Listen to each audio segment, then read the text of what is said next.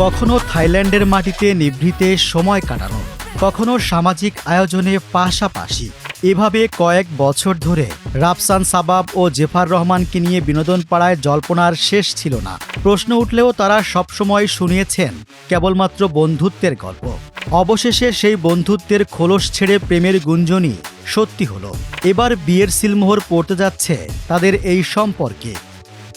14 জানুয়ারি ঢাকার উপকণ্ঠে আমিনবাজারের এক রিসোর্টে বসছে বিয়ের আসর। প্রকৃতির কাছাকাছি থেকে একে অপরের আজীবনের সঙ্গী হওয়ার শপথ নেবেন। তবে এই মিলনের আড়ালে রয়ে গেছে এক বিচ্ছেদের সুর।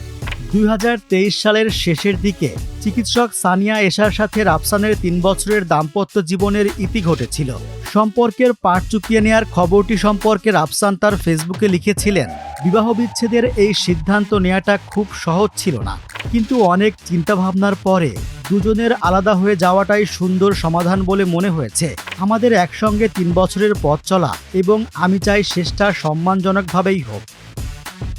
বিচ্ছেদ নিয়ে কম জলঘোলা হয়নি। এশা চাননি যে বিচ্ছেদ হোক। সেই ভাঙনের ধূসর পথ পেরিয়ে রাফসানের জীবনে বসন্তের হাওয়া নিয়ে এলেন জেফার রহমান।